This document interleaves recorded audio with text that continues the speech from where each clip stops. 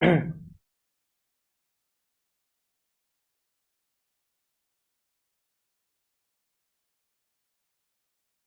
Everyone, जय हिंद। आप सभी को मैं हूं आपका मैथ्स एजुकेटर विपिन और बहुत बहुत स्वागत करता हूं आप सभी का आज के इस सेशन में। दोस्तों, इस थंबनेल को देखकर आप क्या आइडिया लगा पाए कि आज के इस वीडियो में हम क्या बात करने वाले हैं। जी हाँ दोस्तों, आज के इस वीडियो में हम बात करने वाले हैं कि कैसे आप मैथमेटिक्स ऑप्शनल में 325 प्लस मार्क्स सिक्योर कर सकते हो। कंप्लीट सिलेबस को हम डिस्कस करने वाले हैं कि आपके मैथमेटिक्स ऑप्शनल का कंप्लीट सिलेबस क्या है, परफेक्ट प्लानिंग क्या हो सकती है, बेस्ट आपकी प्रिपरेशन स्ट्रेटजी क्या होगी। इन सारे मुद्दों पर आज हम बात करने वाले हैं। जो पिछला वीडियो मैंने आपको डिलीवर किया था, उस वीडियो में हमने बात की थी कि किसको मैथमेटिक्स ऑप्शनल ऑप्ट करना चाहिए, क्या एडवांटेज है, क्या डिसएडवांटेज है, वेटेज कितना है। इन सारे मुद्दों पर हमने बात की थी। अगर आप में से कोई ऐसा है जिसने प्रीवियस वाले लेक्चर को नहीं देखा है, प्रीवियस वीडियो को नहीं देखा है, देन वो भी मस्ट वॉच सेशन है, एक बार आपको देखना चाहिए। आज के सेशन की शुरुआत जो है दोस्तों, वो हम इस पर्टिकुलर पॉइंट से करेंगे कि अगर आपने मैथमेटिक्स को अपना ऑप्शनल सब्जेक्ट ऑप्ट कर रखा है तो आपकी जो शुरुआत है वो कैसे होनी चाहिए। अगर एक बिगिनर बंदा है जिसने यूपीएससी की रिसेंटली प्रिपरेशन स्टार्ट की है और उसका जो टारगेट है वो टारगेट उसने ये बना रखा है कि वो मैथमेटिक्स को एज अ ऑप्शनल सब्जेक्ट वो चूज करना चाहता है, तो एक बिगनर को वो कौन से काम हैं जो पहले ही कर लेने होंगे। क्या हमें डायरेक्टली अपने सिलेबस पे कूद जाना है, क्या हमें डायरेक्टली किसी का पेड कोर्स परचेज कर लेना है और बस उस पेड कोर्स को परचेज करके वो जैसे भी क्लासेस डिलीवर कराएगा वैसे क्लासेस स्टार्ट कर देनी है। इन सारे मुद्दों पर आज हम और आप बात करने वाले हैं। मेरे प्यारे दोस्तों, अगर हम एक बिगनर की बात करें तो जब एक बिगनर की बात करेंगे, एक ऐसा एस्पिरेंट जिसने रिसेंटली अपनी तैयारी को स्टार्ट किया है, अगर वो मैथमेटिक्स को अपना ऑप्शनल सब्जेक्ट ऑप्ट कर रहा है तो उसका सबसे पहला काम क्या होना चाहिए, सबसे पहली प्रेफरेंस क्या होनी चाहिए, वो मैं आपको बताता हूं, ध्यान से समझिएगा। सबसे पहला काम, फर्स्ट वर्क दोस्तों, आपको डायरेक्टली मैथमेटिक्स ऑप्शनल के सिलेबस पे नहीं कूद जाना है। ये चीज हमेशा ध्यान रखिएगा। जितने भी बिगनर हैं मैं उनके लिए कह रहा हूं। आपने अपना सिलेबस देख लिया, नो डाउट अच्छी बात है, सिलेबस को आपने नोट डाउन कर लिया, आपने देख लिया कि कितने सब्जेक्ट हैं, कितने सेक्शन हैं, सारी चीजें आपने देख ली, बट आपको डायरेक्टली अपने सिलेबस पे नहीं कूद जाना है। भाई ऑब्वियस सी बात है, मोस्ट ऑफ द केसेस में तो आप सब ऐसे एस्पिरेंट होते हैं जो मैथमेटिक्स ऑप्शनल को ऑप्ट करते हैं जिन्होंने ग्रेजुएशन पे मैथमेटिक्स को ऑलरेडी पढ़ रखा होता है। बहुत ही रेयरली कोई ऐसा होगा जिसने 12th में मैथ्स को ले रखा होगा, 12th के बाद उसने मैथ छोड़ दी हो और बड़ा हिम्मत और साहस करके उसने मैथमेटिक्स को ऑप्शनल सब्जेक्ट के तौर पे ऑप्ट किया। वरना मैक्सिमम स्टूडेंट्स ऐसे होते हैं जिनका जो ग्रेजुएशन है, ग्रेजुएशन में आपने कहीं ना कहीं मैथमेटिक्स को एज अ ऑप्शनल जो आप ले रहे हो सब्जेक्ट, इसका सिलेबस आपने थोड़ा बहुत कवर कर रखा होता है। एक बिगनर को दोस्तों सबसे पहला काम ये करना होता है, सबसे पहले आपको क्या करना होगा, सबसे पहले आपको 11th और 12th की जो एनसीईआरटी है यहां से आपको स्टार्टिंग करनी है। सबसे पहले जो आपकी शुरुआत होनी चाहिए वो होनी चाहिए दोस्तों 11th 12th की एनसीईआरटी से। कुछ ऐसे पॉइंट्स हैं, कुछ ऐसे टॉपिक्स हैं जिनको आपको बढ़िया तरीके से रिवाइज करना होगा। जब आप 11th 12th की एनसीईआरटी उठाओगे तो आपको यहां से क्या क्या करना है दोस्तों, कैलकुलस पे काम कर लीजिएगा। कैलकुलस को बढ़िया तरीके से आपको पहले रिवाइज करना होगा। कैलकुलस को रिवाइज करने में कैलकुलस में डिफरेंशिएशन हो गया, इंटीग्रेशन हो गया, लिमिट हो गई, ये सारी की सारी चीजें आपको कैलकुलस के अंदर जो 11th 12th का सिलेबस है वो रिवाइज कर लीजिए। कैलकुलस के साथ साथ दोस्तों दूसरी चीज जो है, ट्रिगो अच्छे से रिवाइज कर लीजिए। ट्रिग्नोमेट्री की जितनी आइडेंटिटी है, ट्रिग्नोमेट्री के जितने फार्मूले हैं, इन सारी चीजों को बढ़िया तरीके से रिवाइज करिए। तीसरी जो चीज है वो है दोस्तों आपकी coordinate geometry. Coordinate geometry, plane, ellipse, hyperbola, इन सारी चीजों को बढ़िया तरीके से रिवाइज करिए। चौथी चीज जो आपको रिवाइज करनी है दोस्तों, मैट्रिक्स। पांचवी चीज जो आपको रिवाइज करनी है, डिटर्मिनेंट।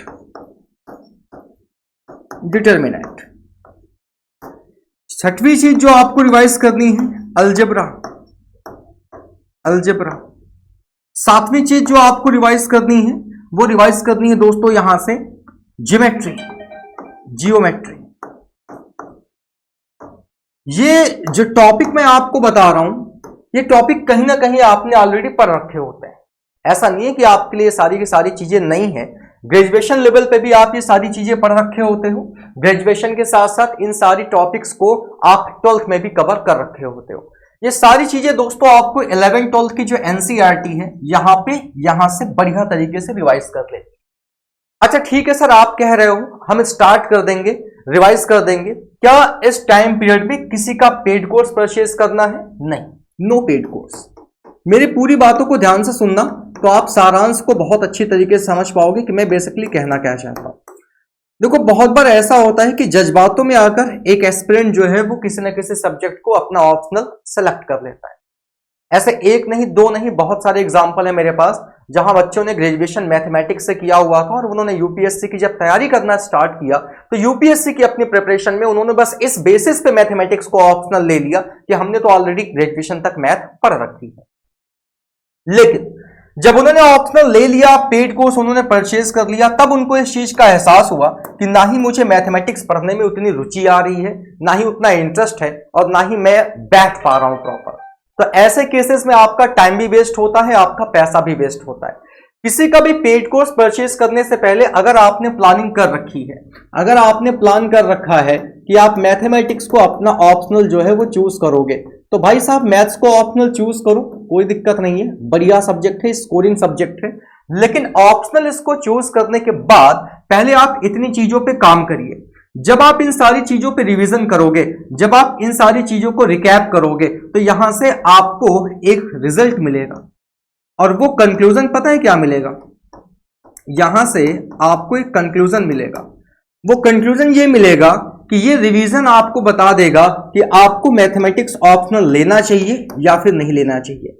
यस और नो का जो सही तरीके से जवाब है वो आपको यहां से देखने को मिलेगा। सर थोड़ा सा कम समझे और ज्यादा इसको एलैबोरेट करिए।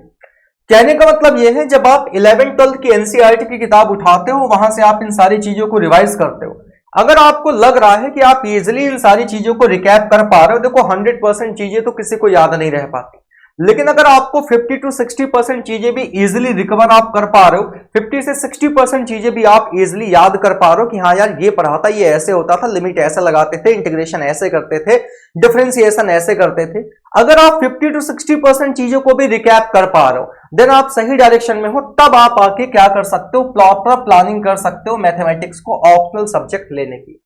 देखो, जब आप किसी का पेड कोर्स परचेज करोगे तो वो अपने पेड कोर्स में क्या करेगा, वो अपने पेड कोर्स में काम कराएगा डायरेक्ट सिलेबस पे। कहां काम कराएगा? वो काम कराएगा डायरेक्ट सिलेबस पे। और कोई भी टीचर अगर डायरेक्टली सिलेबस पे काम कराएगा, अब पता लगे उसने आपको, मान लो सपोज दैट उसने आपको वेक्टर अलजेब्रा पढ़ाना स्टार्ट कर दिया, अगर वहां के जो बेसिक्स हैं, बिल्कुल बेस पॉइंट है, वो मान लो उस एजुकेटर ने नहीं पढ़ाया, क्योंकि वो ये मान के चल रहा है कि आपको ये सारी चीजें पहले से आती हैं। जैसे जब हम मैथमेटिक्स पढ़ाते हैं तो क्या हम जोड़ना, घटाना, गुणा करना, भाग करना सिखाते हैं? नहीं सिखाते हैं, क्योंकि हम ये मान के चलते हैं कि आपको ये सारी चीजें पहले से आ रही होती हैं। वैसे ही मैथमेटिक्स ऑप्शनल के जितने भी सब्जेक्ट हैं, सारे सब्जेक्ट में बहुत सारी ऐसी चीजें हैं जिनको ये टीचर मान के चलता है कि एस्पिरेंट को पहले से आती हैं।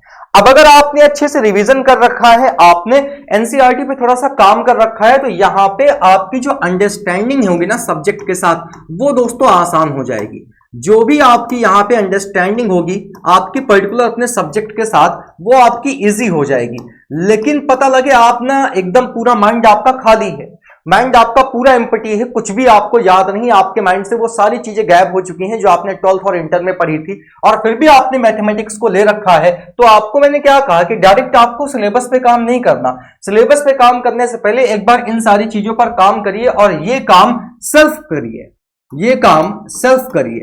ये काम आपको किसी टीचर की हेल्प से नहीं करना, ये काम आप सेल्फ करिए। इसके सेल्फ एनालिसिस करिए कि कितने परसेंट चीजें आपके माइंड में है, कितना कुछ आप भूल चुके हो। अगर आप सब कुछ यहां से खा चुके हो, कुछ भी आपको नहीं याद है, कुछ भी आपके माइंड में नहीं है, और चीजें देखने के बाद भी आपको बोरियत महसूस हो रही है, आप नहीं बैठ पा रहे हो, आप टाइम नहीं दे पा रहे हो, तो फिर अभी भी मौका है, आप अपना जो सब्जेक्ट है ऑप्शनल का उसको चेंज कर सकते हो। ये हमारी हाथ में है कि हम किस ऑप्शनल सब्जेक्ट के साथ अपने आप को आगे कंटिन्यू करके चलें। बस मेरा ये कहने का मतलब है कि कहीं ऐसा ना हो कि समय आपके हाथ से निकल जाए, आपका समय भी चला गया, पैसा भी बर्बाद हो गया। पैसा मेन मायने नहीं रखता, मायने पैसा नहीं रखता, जो समय है ना वो सबसे ज्यादा कीमती है। पैसा तो आज है कल नहीं है, फिर आ जाएगा, बट जो समय आपका चला गया वो समय लौट के नहीं आएगा। इसलिए ऑप्शनल सब्जेक्ट अगर आप कोई ऑप्ट कर रहे हो तो बहुत सोच समझ के करिएगा। ऐसा ना होने पाए कि 1 से 2 साल के बाद अपनी जब तैयारी आपकी खत्म होने को तब आप अपने ऑप्शनल को लेकर अभी भी चिंतित हो और आप उसको स्विच करने की सोच रहे हो। इसलिए सोच समझ के ऑप्शनल पे काम करिएगा, ऑप्शनल को ऑप्ट करिएगा। अब बेस्ट और परफेक्ट स्ट्रेटजी दोस्तों ऑप्शनल की यही है, खासकर मैं मैथमेटिक्स ऑप्शनल की बात कर रहा हूं कि सबसे पहले आप क्या करिए, 11th-12th की एनसीईआरटी पे काम करिए। अब आप कहोगे सर 11th-12th की एनसीईआरटी में तो और भी कई सारी चीजें हैं, आपने केवल इतनी चीजें ही क्यों लिख रखा है, सारी चीजें आपने क्यों नहीं लिख रखा? ये दोस्तों वो मोस्ट इंपॉर्टेंट चीजें हैं जो सबसे ज्यादा आपकी इस्तेमाल होंगी। बाकी सही मायने में अगर मैं आपसे कहूं तो सही मायने में अगर आप कंप्लीट एनसीईआरटी को रिवाइज कर लेते हो तो भाई साहब 2 and 2 गुड है भाई। अगर आप पूरी की पूरी एनसीईआरटी को रिवाइज कर लेते हो तो ये बहुत अच्छी बात है, बट अगर आप पूरी को नहीं भी रिवाइज करना चाहते हो तो ये कुछ मेन टॉपिक हैं जिन्हें आपको रिवाइज कर लेना होगा, क्योंकि इनका आगे चल के आपके जो सिलेबस है मैथमेटिक्स ऑप्शनल का, इसमें जबरदस्त तरीके से इस्तेमाल है, जबरदस्त तरीके से यहां पे इसका यूज है। तो स्ट्रेटजी का जो पहला पार्ट आता है, प्लानिंग का जो पहला पार्ट आता है वो यही आता है कि आपको स्टार्टिंग कहां से करनी है। स्टार्टिंग आपको 11th-12th की एनसीईआरटी से करनी है।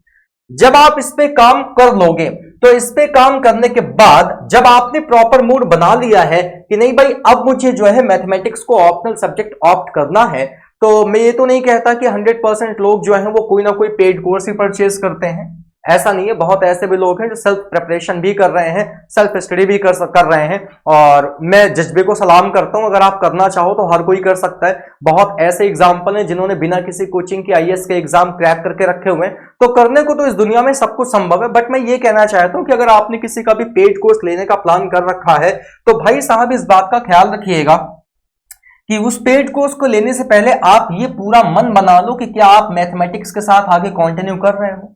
अब आपने इतना कर दिया तब जाके आप किसी का पेड कोर्स परचेज कर सकते हो, और पेड कोर्स परचेज करने के बाद अब आप सिलेबस पे काम करोगे, वो भी 1 by 1। देखो एक चीज मैं आपको बताऊं, वो बात ये है कि अगर मैं यूपीएससी की बात करूंगा, यूपीएससी की, तो यूपीएससी में जो आपका मैथ्स ऑप्शनल है ना दोस्तों, मैथ्स ऑप्शनल जो है इसका सिलेबस बहुत ब्रॉड है। इसका सिलेबस जो है वो बहुत ब्रॉड सिलेबस है दोस्तों। अगर इसका सिलेबस बहुत ब्रॉड है तो ये बात आपको समझनी पड़ेगी, इस सिलेबस को कवर करने का एक प्रॉपर एक सिस्टमैटिक वे है, और ये सिस्टमैटिक वे एस्पिरेंट को जनरली नहीं पता होता।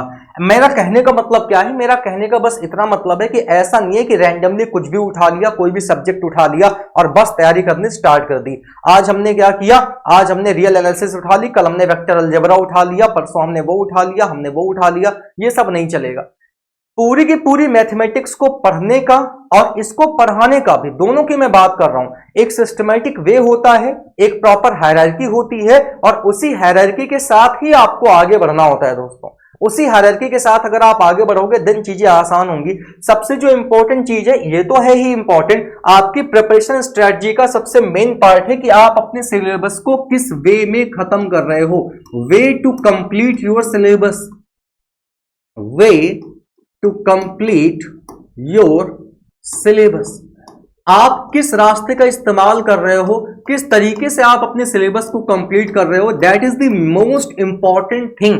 ये सबसे ज्यादा इंपॉर्टेंट थिंग है, क्योंकि भाई साहब ये मैथमेटिक्स है, ये हिस्ट्री नहीं है, ये जियोग्राफी नहीं है, ये सोशियोलॉजी नहीं है। मैं मतलब कहने का मतलब ये है, ये नहीं मान लेना कि यार वो सब्जेक्ट खराब है। कहने का मतलब ये है कि जैसे जियोग्राफी है, आज आप इंडिया की कर रहे हो, कल आपका मन हुआ चलो वर्ल्ड की कर लेते हैं, तो कुछ बिगड़ नहीं जाएगा, चीजें ठीक रहेंगी। बट यहां ऐसे काम नहीं चल पाएगा। यहां पे प्रॉपर एक सीक्वेंस, एक हायरार्की के साथ ही आपको आगे बढ़ना पड़ेगा। उसमें अगर आपने चेंजेस किया तो फिर आपके लिए वो दिक्कतें क्रिएट कर जाएंगी। ये तो एक बात थी कि आपको एक सिस्टमैटिक वे में ही अपने पूरे के पूरे सिलेबस को खत्म करना है। इस सिस्टमैटिक वे में, किस सिस्टमैटिक वे में आपको मतलब आगे कंटिन्यू करना है, उसके लिए आपकी जो फैकल्टीज है वो आपकी हेल्प करेंगी। वो आपको क्लास के पहले प्रॉपर समझाएंगी, बताएंगे कि भाई पहले इस सब्जेक्ट को करेंगे, फिर उसके बाद इस सब्जेक्ट को करेंगे। सब्जेक्ट तो छोड़िए, उस पर्टिकुलर सब्जेक्ट के अंदर किन थ्योरम्स को पहले कवर करना है, किन को बाद में कवर करना है, इसकी भी प्रॉपर एक स्ट्रेटजी होती है, इसका भी प्रॉपर एक सीक्वेंस मेंटेन होता है। तो ये सारी की सारी चीजें जो है वो बहुत मायने रखेंगी। आपकी स्ट्रेटजी का ये मेन पार्ट होगा कि किस वे में आप अपने सिलेबस को कंप्लीट कर रहे हो। अब दोस्तों केवल सिलेबस को कंप्लीट करना ही मायने नहीं रखता। जब आप अपने सिलेबस को कंप्लीट करने चलोगे, जब भी आप कोई टॉपिक पढ़ोगे, उस टॉपिक के साथ आपको परमानेंटली दो काम करने पड़ेंगे। एक तो आप जो टॉपिक कवर कर रहे हो, जैसे सपोज दैट आज हमने रियल एनालिसिस स्टार्ट की, आज हमने रियल एनालिसिस स्टार्ट की, तो जब आपने रियल एनालिसिस स्टार्ट कर दी है तो आपकी जो फैकल्टी है नो डाउट वो आपको टॉपिक वाइज चीजें कवर कराएगा।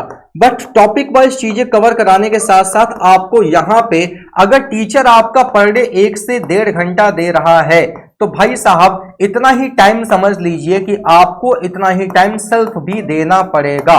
केवल किसी टीचर के दम पर आप मैथमेटिक्स ऑप्शनल में अच्छा स्कोर नहीं कर पाओगे। आप कहोगे सर आप ऐसे पहले टीचर है जो ऐसे बोल रहे हैं, यहां तो मार्केट में जितने टीचर वो कहते हैं कि हमारा पेड कोर्स खरीद लो और हम तुमको सुपरस्टार बना देंगे, हम तुम्हारे 300 320 325 नंबर ला देंगे। सब अफवाह है, सब कोर्स बेचने का एक कह सकते हो फंडा है। और आपको भी पता है पूरी एसएलवी टीम, यहां तक कि आपके वीर सर भी, हमारे अंदर ऐसा कुछ नहीं है, जो भी है हम ओपनली साफ बात करते हैं। भाई साहब मैं कल को मैथमेटिक्स ऑप्शनल पढ़ाऊंगा, मैं ये बिल्कुल जिम्मा नहीं लेता हूं कि मैं आपके 325 प्लस नंबर लाके दिखाऊंगा। नहीं भैया, एग्जाम आपको देना है। मैं आपकी पूरी हेल्प कर सकता हूं, मैं आपको गाइड कर सकता हूं, मैं आपको रास्ता दिखा सकता हूं, रास्ते में कहां रुकना है कहां नहीं रुकना है ये बता सकता हूं, बट मंजिल तक आपको खुद ही पहुंचना पड़ेगा। मैं ये बिल्कुल नहीं एक्सेप्ट करता, मैं ये बिल्कुल नहीं कहता कि तुम मेरा कोर्स खरीद लो तुम्हारे 325 प्लस नंबर ही आ जाएंगे। मैं क्यों नहीं कहता? क्योंकि मैं अपनी तरफ से मेहनत कर रहा हूं, बट आप अपना कितना दे रहे हो, आप अपना कितना परसेंट मेरे साथ लगा रहे हो, कितनी शिद्दत से आप मेहनत कर रहे हो, ये मुझे नहीं पता ना भाई, ये मुझे नहीं पता। तो इसलिए जो भी बात है यार वो साफ सुथरी है कि मैं इस कदर आपको पढ़ाऊंगा कि वाकई में आपको मैं एक एक बात इतना इजी कर दूंगा। आपने देखा होगा मेरे पढ़ाने का तरीका भी कि मैं कठिन से कठिन बात को भी बहुत आसान वे में रियल एग्जांपल देके इजी कर देता हूं, तो वो मैं अपनी तरफ से पूरा करूंगा। उस पे आप कितना काम कर रहे हो ये आपके ऊपर डिपेंड करता है भाई। मैं वो झूठी तसल्ली देके कोर्स नहीं बेचने आया हूं कि नहीं भैया मेरा कोर्स ले लो, मेरा कोर्स ले लो, मेरा कोर्स ले लो। आपको सही लगता है, आपको लगता है कि मेरी बताई चीजें आपको इजीली समझ में आ रही हैं, आप मेरे साथ इजीली मैथमेटिक्स को सीख पा रहे हो, देन स्वागत है आपका। आइए आप पेड कोर्स में बढ़िया तरीके से हम चीजों को डिस्कस करेंगे। लेकिन आप अगर इस उम्मीद से आ रहे हो कि नहीं अब तो जो भी है सब मेरा तेरे हवाले कर दिया, तो भाई साहब इस उम्मीद से मत आना, सब कुछ मेरे हवाले करके मत आना। हम दोनों मिलकर काम करेंगे तो काम बेहतर हो पाएगा। सब कुछ मेरे हवाले करके आओगे तो मामला गड़बड़ हो जाएगा। अकेले मैं कुछ नहीं कर पाऊंगा, मैं तुम्हारे साथ मिलकर जब काम करूंगा तब बेहतर चीजें हो पाएंगी। और अकेले आप भी कुछ नहीं कर पाओगे, आपको भी एक मेंटोर और एक गाइड, मतलब जो गाइड करने वाला हो उसकी जरूरत पड़ेगी। तो प्रिपरेशन स्ट्रेटजी का जो पहला पार्ट है दोस्तों, वो पहला पार्ट है कि आप स्टार्टिंग करिए एनसीईआरटी से। उसके बाद दोस्तों जब आप सिलेबस पे काम करोगे तो सिलेबस पे किस वे में आप काम कर रहे हो ये बहुत इंपॉर्टेंट चीज है कि किस टॉपिक को आप पहले उठा रहे हो, उसमें क्या हायरार्की आपने सेट कर रखा है, इन सारी चीजों का। उसके बाद फिर जब आप टॉपिक वाइज अपने पूरे सिलेबस को कवर करते हो तो आपको सिलेबस को कवर करते साथ साथ जो आप प्रॉपर नोट्स बनाते हो, उन नोट्स में दोस्तों नोट्स एंड प्लस इसके साथ ये आपकी जो प्रैक्टिस होती है, सेल्फ प्रैक्टिस, ये बड़ी इंपॉर्टेंट है। इसके लिए जब आप बैच करोगे तो क्लास में हम आपको सीट्स वगैरह प्रोवाइड कराते रहेंगे, मतलब जो हमने क्लास में करवाया उसके अलावा आपको अलग से क्या करना है, आपको अलग से कौन से क्वेश्चंस को सॉल्व करना है, वो भी दोस्तों हम करवाते रहेंगे। इसकी आप बिल्कुल टेंशन मत लीजिएगा। ये जो पूरा का पूरा सिलेबस होता है दोस्तों, इसको कवर करने में लगते हैं 7 से 8 महीने तकरीबन। बहुत अगर आराम से चलोगे 7 से 8 महीने लगते हैं इस पूरे सिलेबस को कवर होने में। 7 से 8 महीने में अगर ये पूरा का पूरा सिलेबस सर कवर हो सकता है तो अब आप मेरी बात को ध्यान से सुनना। अगर आपने इन 7 से 8 महीनों में सिलेबस कवर करके कॉपी किताब पेन नोटबुक बंद कर दिया और आपने कहा आप जीएस पे फोकस करते हैं, ऑप्शनल का काम बन गया, तो काम नहीं बना, काम बिगड़ जाएगा। से एक बार सिलेबस जब आपका खत्म हो जाए तो सिलेबस को खत्म करने के बाद आपको यहां पे दोस्तों रेगुलर बेसिस पे रिवीजन करना पड़ेगा। रेगुलर बेसिस पे अगर आप रेगुलर बेसिस पे रिवीजन नहीं कर रहे हो तो जितनी भी चीजें आपने इन 7 से 8 महीनों के दौरान पढ़ी थी वो सारी की सारी चीजें आपके माइंड से स्किप हो जाएंगी, सब कुछ गायब हो जाएगा, कुछ भी नहीं बचेगा। सब कुछ जितना भी आपने पढ़ा था वो सब कुछ आपका गायब हो जाएगा।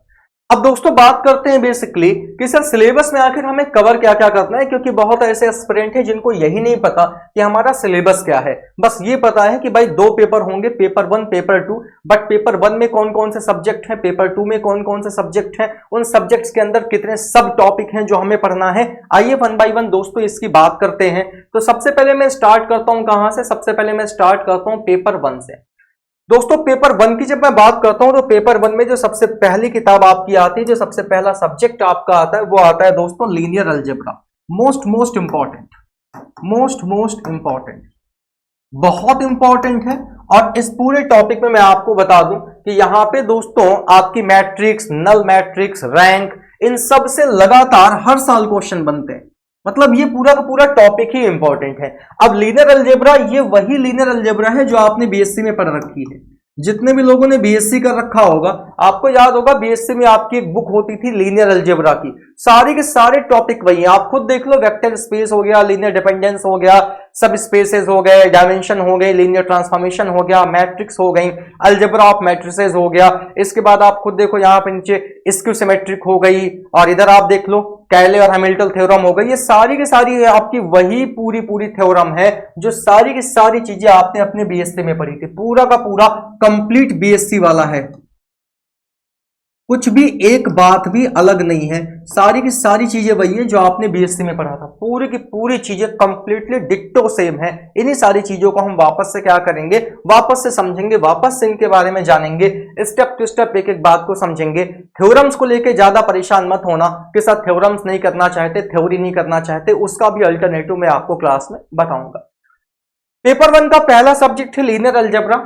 इसके बाद दोस्तों पेपर 1 का दूसरा सब्जेक्ट है कैलकुलस। अब मैंने आपसे क्यों कहा कि एनसीईआरटी से कैलकुलस को रिवाइज कर लेना, इसीलिए कहा था क्योंकि पूरी की पूरी कैलकुलस जो है वो यहाँ पे एक बुक बन के आएगी। पूरा का पूरा कैलकुलस जो है वो एक सब्जेक्ट बन के आएगा। यानी कि पेपर 1 का जो अगला आपका सब्जेक्ट है वो है कैलकुलस। अगला जो आपका सेक्शन है वो कैलकुलस का है, और कैलकुलस में वही सारी चीजें, real number, function of real variable, limit हो गया, कॉन्टिन्यूटी हो गया, डिफरेंशिएशन हो गया, मैक्सिमम मिनिमम हो गया, इंटीग्रेशन हो गया, इसके बाद लाग्रेंज थ्योरम हो गई, इसके बाद जैकोबियन रीमैन थ्योरम हो गई। ये सारी की सारी चीजें दोस्तों जो है वे भी आपकी वही है जो आपने ग्रेजुएशन में कर रखा है, लेकिन इसमें 12th और ग्रेजुएशन का मिक्सचर है।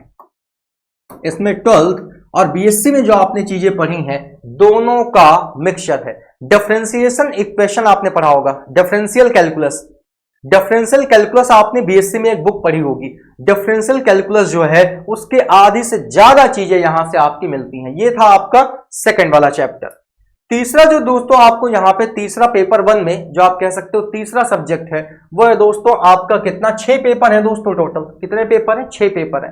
तीसरा पेपर जो है आपका यहाँ पे 6 पेपर का मतलब समझ लेना 6 किताबें हैं, ऐसे समझना। 6 पेपर का मतलब ये नहीं कि 6 पेपर होंगे, एग्जाम होंगे।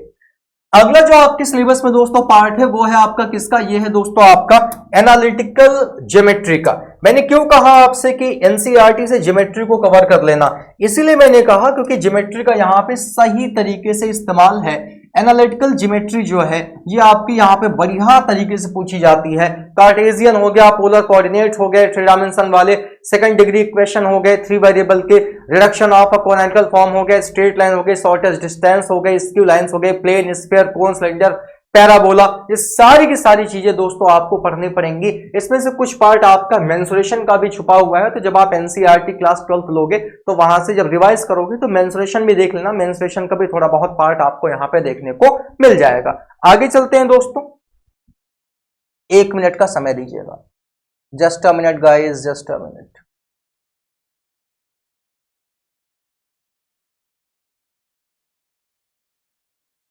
चलिए अगली बात करते हैं दोस्तों। अगली जो बात आपको यहां डिस्कस करनी है, आपको ऑर्डिनरी डिफरेंशियल इक्वेशन पढ़ना है। ये भी आपने बीएससी में आराम से पढ़ रखा है। आपको यहाँ पे 60 to 70% चीजें वही मिलने वाली हैं जो आपने 12th और ग्रेजुएशन में पढ़ रखा है।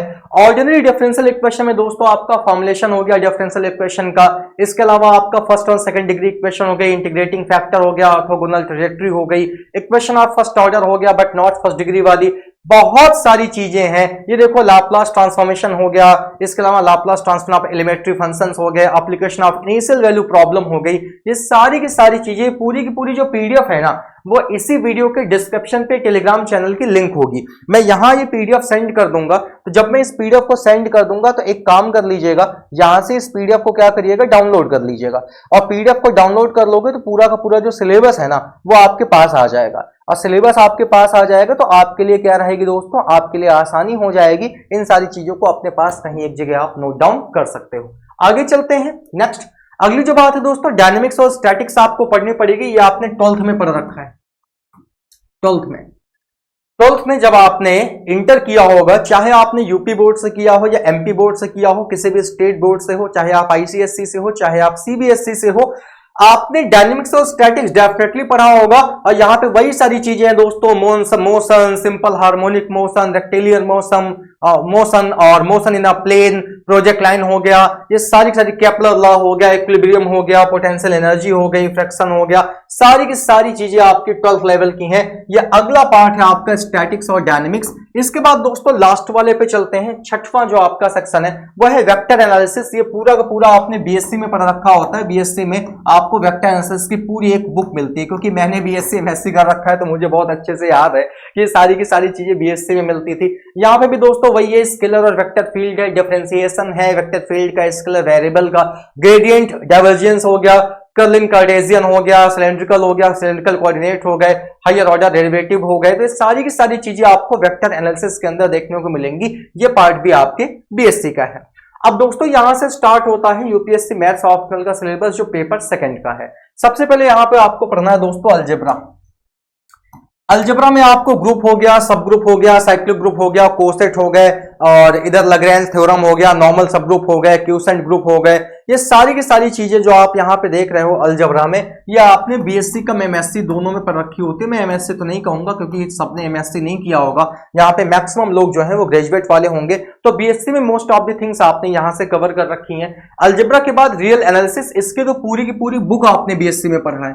बीएससी में आपने इसकी पूरी की पूरी बुक पढ़ रखा है, मुझे बहुत अच्छे से याद है। रियल एनालिसिस की पूरी एक किताब होती थी, और यहाँ पे भी वही की वही सारी चीजें रखी गई हैं। रियल नंबर सिस्टम क्या है, और इसके अलावा आप जितनी भी चीज देख सकते हो, सीक्वेंस हो गया, लिमिट हो गया, कॉची सीक्वेंस हो गया, कंडीशनल कन्वर्जेंस हो गया, यूनिफॉर्म कॉन्टिन्यूटी हो गई, इंटीग्रेट्स हो गए, fundamental theorem of integral calculus हो गया। सारी की सारी चीजें आपको रियल एनालिसिस के अंदर देखने को मिलेंगी। रियल के साथ साथ कॉम्प्लेक्स एनालिसिस, ये भी आपने ग्रेजुएशन में पढ़ रखा है।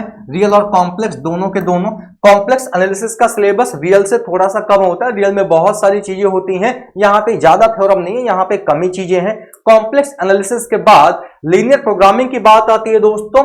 लीनियर प्रोग्रामिंग में देख लो आप कौन कौन सी चीजें हैं। लीनियर प्रोग्रामिंग में आपके लीनियर प्रोग्रामिंग प्रॉब्लम हो गई, बेसिक सोल्यूशन हो गए। बेसिक हो सकता है ये आपने ना पढ़ा हो, वैसे सिंप्लेक्स और डुप्लेक्स मेथड, ये सारी की सारी चीजें पढ़ी तो होंगी आपने, लेकिन कोई बात नहीं भी पढ़ी होंगी तो मैं हूं बताने के लिए। 7 पेपर हैं आपके टोटल। यहाँ पे पार्शियल डिफरेंशियल इक्वेशन दोस्तों, ये तो आपने पढ़ा ही होगा। पार्शियल डिफरेंशियल इक्वेशन पूरा का पूरा बीएससी में आपने, जो आपकी डिफरेंशियल इक्वेशन की किताब नहीं थी उसी को यहाँ पे इन्होंने अलग अलग सेक्शंस में बांट रखा है। इसके अलावा आगे चलोगे दोस्तों, अगली बात करोगे न्यूमेरिकल एनालिसिस और कंप्यूटर प्रोग्रामिंग। ये थोड़ा सा बड़ा सेक्शन है, इसका सिलेबस थोड़ा सा ब्रॉड है, इसको समझने में पढ़ने में भी आपको टाइम देना पड़ेगा। ये जितने भी बीटेक वाले लोग हैं, जो बीई वाले लोग हैं, उन्होंने यहाँ पे इनको अच्छे से कवर कर रखा होगा। और आगे चलेंगे दोस्तों, नेक्स्ट की बात करेंगे। लास्ट में आपको मैकेनिक्स ऑफ फ्लूइड डायनेमिक्स पढ़ना है दोस्तों, ये आपका 7वां सेक्शन है। तो इस तरीके से पेपर 1 और पेपर 2 की अगर बात करें तो इतने सारे कह सकते हो टॉपिक हैं जो आपको पढ़ने हैं। ये सब टॉपिक है, फिर से मैं दिखा देता हूं। एक हो गया आपका मैकेनिक्स ऑफ फ्लूइड डायनेमिक्स, 2 हो गया आपका न्यूमेरिकल एनालिसिस और कंप्यूटर प्रोग्रामिंग, 3 हो गया आपका पार्शियल डिफरेंशियल इक्वेशन, 4 हो गया आपका लीनियर प्रोग्रामिंग, 5 हो गया आपका कॉम्प्लेक्स एनालिसिस, 6वां हो गया रियल एनालिसिस, 7वां हो गया अलजेब्रा। फर्स्ट पेपर की बात करोगे vector analysis 1, dynamics statics 2, ordinary differential equation 3, analytical और ज्योमेट्री 4, इसके अलावा कैलकुलस 5, इसके अलावा लीनियर अलजेब्रा 6। दोस्तों 6 चीजें यहां और पेपर सेकंड में हो गई आपकी 7 चीजें। ये सारे की सारी चीजें मिलाकर एक कंप्लीट सिलेबस बनता है। एक और क्रॉस क्वेश्चन है बच्चों का, सर अगर कोई ना कोई एक आधा सब्जेक्ट छोड़ दें तो काम चलेगा क्या? इसमें भी हम बात करेंगे। आज के इस वीडियो को मैं ज्यादा लंबा नहीं करना चाहता, कैसे आपको स्टार्टिंग करनी है ऑप्शनल सब्जेक्ट को लेकर और क्या आपका सिलेबस है। आज अपन केवल इतनी ही बात करेंगे अगली वीडियो में कई सारे चर्चा के बिंदु होंगे जिन पर हम और आप डिस्कस करेंगे कि किसी को छोड़ दे तो क्या होगा, पेपर का पैटर्न क्या होगा, कितने सेक्शन होते हैं, कितने क्वेश्चन आते हैं, हर क्वेश्चन कितने नंबर का होता है। इन सारे मुद्दों पर हम और आप अगली वीडियो पर बात करेंगे। तब तक के लिए अपना ख्याल रखिए, ऐसे ही हंसते मुस्कुराते रहिए। Thank you so much everyone, take care, have a great day. जय हिंद आप सभी को।